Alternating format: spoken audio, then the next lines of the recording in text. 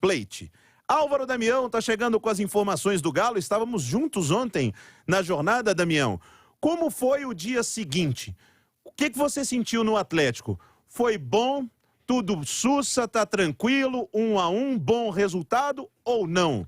Ficou aquele gostinho, puxa, mas teve o pênalti do Hulk, dava para voltar com 2-1.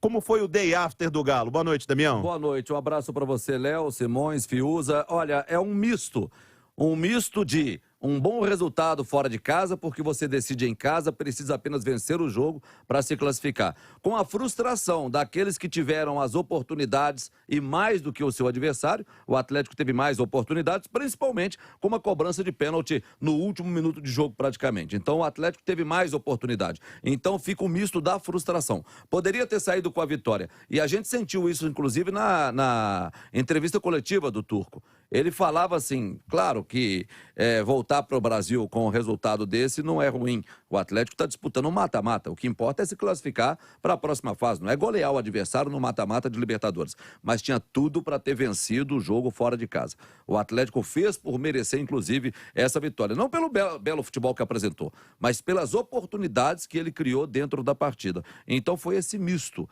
que a gente sente na diretoria do Atlético, na comissão técnica e principalmente no Turco. A delegação retornou de Guayaquil logo após a partida, veio em voo fretado, chegou em Belo Horizonte, no aeroporto internacional, às 7 horas da manhã. Todos os jogadores foram liberados, comissão técnica, todo mundo liberado. As atividades no CT nesta quarta-feira ficaram por conta daqueles que não viajaram ou se recuperando de lesão. A reapresentação do grupo está marcada para amanhã, quinta-feira, às 10 horas da manhã, na Cidade do Galo. E aí o Turco começa a montar o time que joga no sábado, às 4h30, contra o Juventude, em Caxias do Sul. Para esse jogo, ele deve mandar a campo um time alternativo ou até mesmo reserva, já que a partida contra o Emelec vai ser na próxima terça-feira em Belo Horizonte, Mineirão. O Atlético precisa vencer o jogo. Se terminar empatada, não tem essa de gol fora de casa, né? O Atlético ano passado foi eliminado pelo tal gol fora de casa.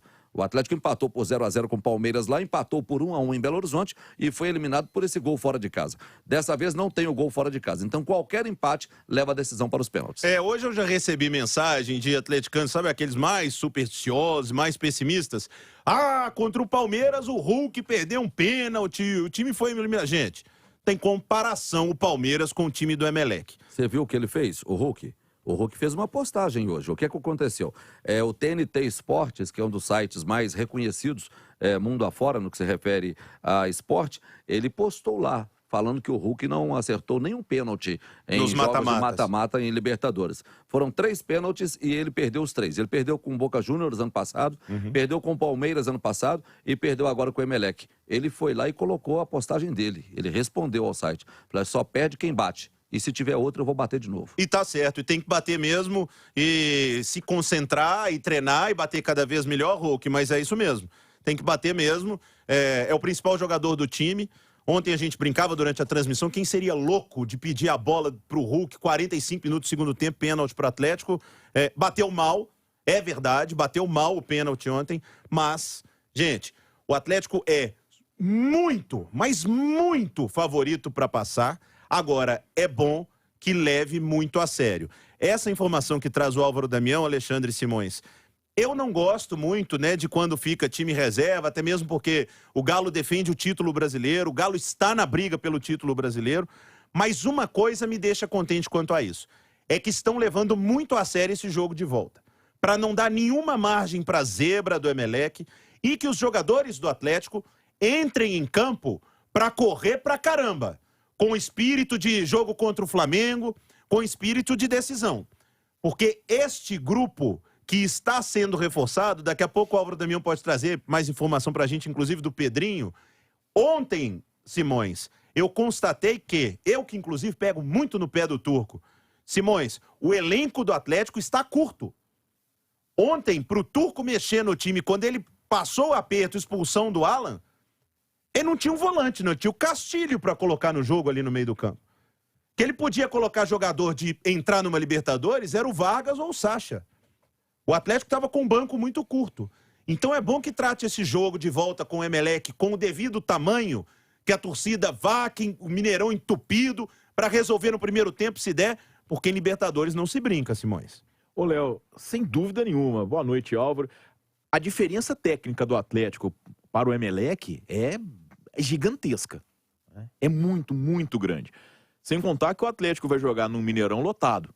E isso ajuda mais ainda, né, a buscar o resultado. Esse jogo, inclusive, ô Léo, de ontem, tá? A gente percebeu que até finalzinho do primeiro tempo parecia jogo de um time só. Né? O Emelec tentava e o Atlético jogava. Então, eu acho que é uma situação que o Atlético precisa ter cuidado, sim.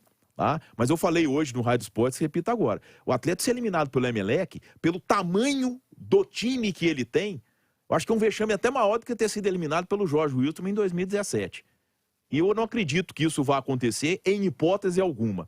Tá? Só que esse jogo do Juventude é muito importante também, Álvaro. Sabe por quê? A gente tem um Palmeiras e Atlético do Paraná. A gente tem um Ceará e Internacional. O Juventude é o lanterna, né, do Campeonato Brasileiro, vice-lanterna. Quer dizer, é uma situação em que o Galo pode lucrar demais nessa rodada, assim como já lucrou na última, com o empate do Palmeiras. E o Galo não jogou o boné no Campeonato Brasileiro, muito pelo contrário, quer o bicampeonato. Então é um jogo também muito importante, esse de sábado lá em Caxias do Sul. Lembrando que ano passado o Galo buscou a liderança, foi lá virando por 2-1. O Atlético, qual que é o problema? Porque o jogo é muito longe, Caxias do Sul. Jogar contra o Juventude em Caxias é problemático, não é fácil. É uma das cidades mais difíceis de você chegar. Justamente Caxias do Sul, onde o Atlético joga no sábado. E o Galo tem jogadores que estão voltando. O Hulk, por exemplo, dificilmente, não acredito que vão levar o Hulk a Caxias do Sul para jogar contra o Juventude se ele está se recuperando do problema que ele tem no pé, né? Que ele falou que é uma inflamação na gordura do pé, é ali na planta do pé. Então, são alguns jogadores que serão poupados. Não vai poupar o time todo, não vai poupar o time todo, mas vai poupar alguns jogadores, vai colocar um time misto. O time misto do Atlético é suficiente para poder vencer a equipe do Juventude lá. Acredito que a comissão técnica pense assim. Eu só espero que taticamente seja o mesmo time, que o Turco não mexa tanto como foi no jogo contra o Fortaleza, porque aquele primeiro tempo deu no que deu. Que ele saiba fazer bem um planejamento para esse jogo contra o Juventude, mas repito aqui, a Libertadores é prioridade na terça-feira, porque infelizmente o Galo desperdiçou muitas chances para já voltar quase que classificar.